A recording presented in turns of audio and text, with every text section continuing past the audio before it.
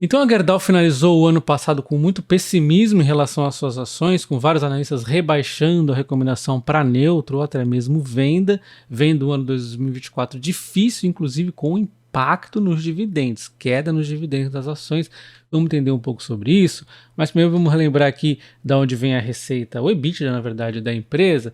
Ele tem 25,5% no momento no Brasil, na América do Norte, principalmente aqui Estados Unidos, onde nós estamos falando, né, 45,7%. Aí tem aços especiais, que está um pouco diversificado aqui na geografia, e a América do Sul, 14,8%. Então a gente percebe que os Estados Unidos é muito importante, o Brasil também, e tem uma importância também aqui na América do Sul. E em meio a tudo isso também tem uma importância muito grande a China, e aí a gente vai encaixar todas essas peças, tá? Então o que acontece? Por que o pessoal está rebaixando tanto? Primeiro, eles esperam aqui já de cara um quarto trimestre fraco, com queda de 40% na comparação trimestral. Realmente o quarto trimestre vai ser mais fraco que o terceiro. Em 2024, eles acreditam que o Brasil vai continuar sob pressão, com o volume aumentando 2%, mas o ambiente competitivo, e aqui que vai entrar a China, vai pressionar os preços, tá? E aí, na América do Norte, eles esperam que vai ter uma deterioração adicional nos resultados devido aos baixos preços do aço também. Então, novamente, nós estamos falando aqui de preços, tá? Com queda de 5% em relação ao ano anterior, e as projeções acreditam que a margem vão reduzir aqui de 17,4% em 2024, agora em 2023 tinha sido de 25,6%. Com isso, eles esperam que a empresa reporte 2,7 bilhões de geração de caixa em 2024, limitando então os dividendos do ano. E no foco de todo esse receio em relação à Gerdau está a China, e talvez você se pergunte, por que a China se a Gerdau nem exporta para a China? E aí que eu sempre digo para vocês, né, não ficar tanto focado para onde a empresa exporta, né? Porque na verdade a economia é globalizada, é uma commodity que acaba aqui equilibrando as coisas em algum momento. Ela pode ter uma proteção de curto prazo, mas daqui a pouco começa a impactar aí de modo geral, né? Principalmente quando a gente fala de preço, e preço aí rapidamente já é contaminado, tá? Então o grande receio aqui é a China, que está com excesso de aço, estar inundando aí o mundo inteiro de aço, continuar a fazer isso em 2024, deixando os preços dos aços ainda talvez menores, tá?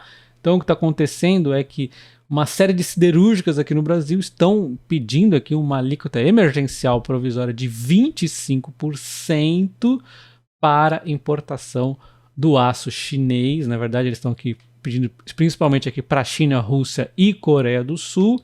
A sobretaxa atualmente varia de 10,8% a 12%, mas fica muito mais aqui no 10,8%. Em dezembro, então, eles acabaram pleiteando aqui que passe esses 10,8% de imposto sobre a importação do aço para 16%. E aí eles relembram que nos Estados Unidos eles utilizam o imposto de 25%, a União Europeia também, então está em linha aqui com políticas internacionais. 16% seria até menos do que os 25% que os Estados Unidos e a União Europeia cobram, tá? Então, basicamente essa é a linha de defesa deles. Porque simplesmente de janeiro a novembro, o aço chinês teve um aumento de importação aqui para alguns deles, né, de 232%. Quando a gente pega aqui os 11 meses no aços em geral, teve um aumento de 49,9%. A grande parte aqui vindo da China. Mesmo aqui que nós tenhamos alguma demanda adicional da Uzi Minas, teve uma manutenção ali no alto forno, a CSN também precisou um pouquinho mais ali para uma demanda pontual, mas enfim, de qualquer forma, o salto foi muito grande por conta dessa enxurrada de aço chinês jogada no mercado brasileiro. E aí, quando os países não se conversam muito bem, a situação fica mais agravada ainda, porque a gente tem um cenário onde a China está com aço em excesso, ela vai começar a vender de qualquer jeito para todos os países, aí vai lá os Estados Unidos e a União Europeia e fala, opa, peraí, vamos aumentar para 25%, e o Brasil continua no 10,8%, aí é uma rota mais fácil para a China vai querer jogar o aço para o Brasil, então aqui a gente fica numa situação bastante complicada. E aí, eu não sou defensor de impostos, porque se você parar para pensar no fim do dia, esse aumento aqui no imposto sobre importação do aço chinês vai acabar causando algum impacto a alguns produtos aqui no Brasil, porque isso aqui acaba gerando um pouco de inflação, já que o aço vai ficar, teoricamente, um pouco mais caro. Mas, por outro lado, nós estamos aqui, dessa vez sim, protegendo uma indústria muito importante no país, né? E nós não estamos pondo um imposto de 92%, nós estamos pondo um imposto em linha, até abaixo, né, das práticas internacionais. Aquele imposto da Shopee, Shein, essas coisas todas aí, aquilo lá, na minha opinião, não faz sentido, porque a Magazine Luiza, a única coisa que ela faz é comprar o produto, trazer para cá, algo que eu posso fazer. Agora, eu não posso fazer o aço que a Gerdau faz. E, infelizmente, a Magazine Luiza não tem a mesma importância, principalmente quando a gente está falando de produtos abaixo de $50, que o Brasil nem sequer produz. Então, é totalmente diferente. Sou totalmente contra aquele imposto de 92% contra a importação de produtos da China, mas quando a gente fala aqui do aço, não quer levar para 16%, então obviamente que eu sou contra o imposto, mas nesse cenário aqui faz sentido. Estamos de novo em linha com os impostos internacionais, na verdade abaixo. Sem contar que a China, ela é um país complicado. Se você vê aqui, por exemplo, o que os Estados Unidos fez em relação ao estanho, ele simplesmente saltou o imposto para 122,5% para a China. A Alemanha e Canadá foi aqui cerca de 6, 7%, só para demonstração, 122,5%. Por quê? Porque a China, ela não abre o jogo de como que ela está fazendo ali no caso do estanho, e ela está dando incentivos, né, teoricamente, para fazer essas empresas produzirem de uma forma que ninguém vai conseguir no mundo, porque os outros países não têm o mesmo tipo de incentivo. E aí é uma competição desleal, e aí foi lá os Estados Unidos e aumentou esse imposto para 122,5%. Então, só para mostrar que é um pouco complicado competir com a China, né? Mesmo que elas deixem ali um pouco mais clara a situação do aço do que deixam do estanho, foi por isso que os Estados Unidos elevou o imposto dessa forma no estanho, é importante lembrar que nós estamos falando da China, né?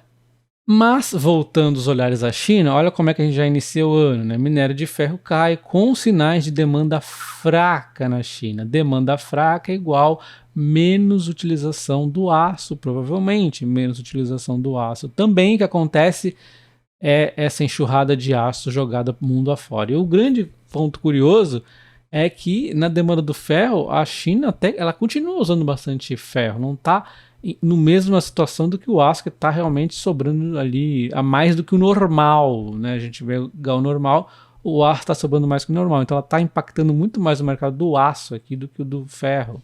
E é por conta disso que a BTG Pactual continua aqui acreditando mais nas empresas mineradoras, principalmente aqui a Vale, e pessimistas na siderurgia, acaba rebaixando a Gerdau. Mas calma, eu estou aqui num vídeo numa sequência que está dando muito pessimismo para a Gerdau, mas depois a gente vai ver que também não é o fim do mundo, tá? Eu vou chegar lá.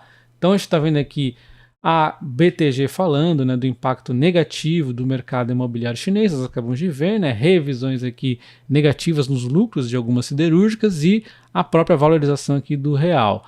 O minério de ferro deve se manter aqui a bons preços, inclusive eles elevaram a estimativa aqui para o ano de 2024 até 2027, observe. O minério de ferro, de alguma forma ou outra, ele está aqui segurando os preços, mas volta e meia você vê ali alguma notícia com a demanda da China, tá? Então a BTG acredita na produção na China acima de 1 bilhão de toneladas, apoiada por 90 MTPA na exportação, 300 aqui para o mercado interno, que vai acabar deixando o preço do aço próximo aqui aos custos marginais de produção de 90 a 100 dólares tonelada.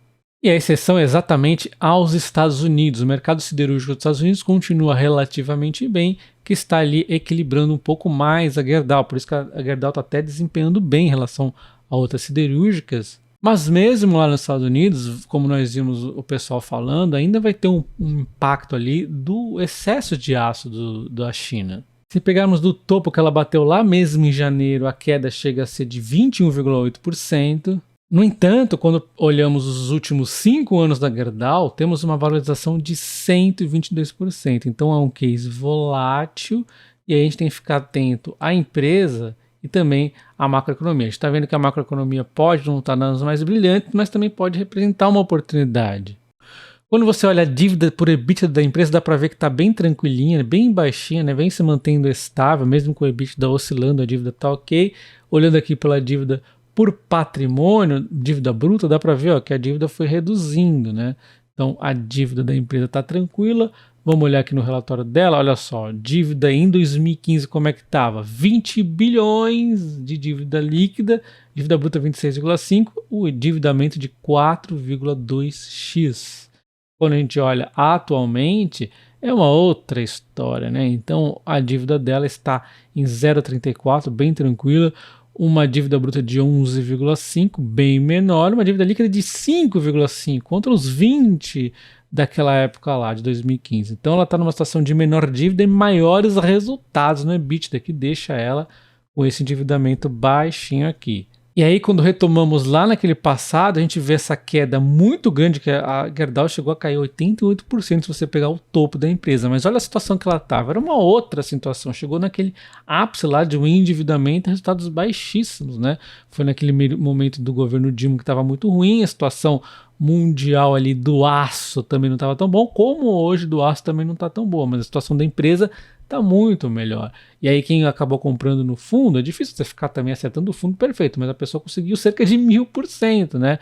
Um resultado fantástico. E aí quem acha que talvez a empresa vá despencar como despencou nesse período aqui, é muito, muito improvável, porque nós acabamos de ver, a situação é outra, né? Aquele lá era uma situação muito mais difícil, o endividamento da empresa não existe, a empresa tem um resultado mais gordo, tá bem diversificada também, se falar da empresa em si, ela está muito mais completa hoje em dia. Então você pode observar que a Gerdau teve um ótimo desempenho recentemente, mas ela vem de uma queda de lucro que fez as cotações caírem também.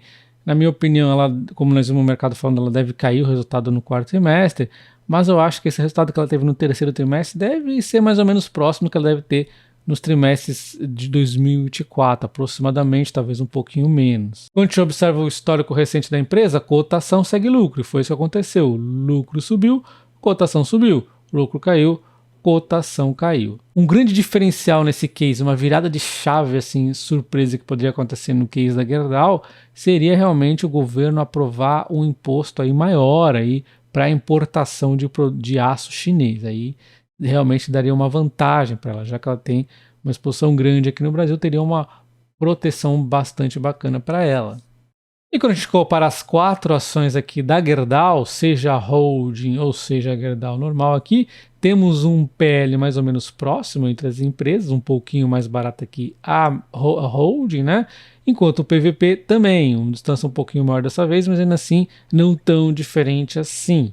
Quando a gente compara o dividend yield, aí dá de porrada a holding, mas você não se iluda com isso, porque não é normal essa diferença toda. Eu diria que a diferença deve estar mais ou menos na proporção aqui, ó, do PL e o PVP. Eu até vou fazer aqui as projeções de dividendos da Gerdau lá para membros do canal mais adiante, ainda vou ter que pensar um pouco nisso, mas a diferença já digo que não é isso tudo, tá? Isso aqui é atípico, depois tende a voltar à normalidade. Mas de qualquer forma, a gente espera ao longo do tempo um pouquinho de dividendos maiores aqui na hold, enquanto na Gerdau, dividendos um pouco menores, porém uma liquidez maior, é mais bacana para quem quer alugações, para quem quer operar com opções, como seria eu no caso.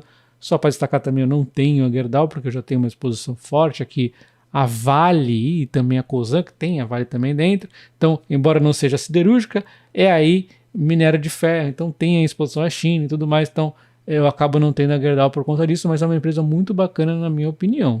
Então, para quem é membro do canal, tem a planilha de preço teto e dividendos para ações pagadoras de dividendos, mas eu estou implementando também para ações de commodities ou crescimento aqui, como é o caso da Gerdau, onde pode ter uma variação maior, né? Eu vou estar calculando ainda para o ano exercício 2024, é sempre melhor realmente a gente ajustar depois de encerrar o ano, ainda nem encerrou o ano, né? A empresa ainda vai divulgar o resultado do quarto trimestre, mas eu já vou colocar a prévia, mas por enquanto ainda estou calculando, vou levar lá para os membros em breve, mas nas minhas contas eu já antecipo que cerca de 55% do dividendo que a Gerdau paga vai ser mais ou menos essa média que a Gerdau Holding aqui vai pagar. No ano de 2024 não dá para saber, mas assim, se pegar no médio prazo, vai ser mais ou menos essa proporção aqui que eu acredito, tá? 55% do dividendo em reais que a Gerdau paga, a metalúrgica acaba pagando ali, tá? Em termos de consenso, o mercado enxerga a Gerdau GGBR4 com desconto de 32,7%, ou seja, uma empresa que está barata, embora tenha divergência de opinião. Muitos aqui têm um preço justo muito mais alto, outras têm um preço justo bem mais baixo. O pessoal está um pouco aqui em dúvida em relação à Gerdau. Lembrando que nós estamos falando da 4, né? A gente pega aqui a GGBR3 está mais descontada e a Gerdau Metalúrgica 4 também tem aqui dividendos maiores. Não se esqueça do like no vídeo e sua inscrição no canal. Um abraço e até o próximo. Valeu!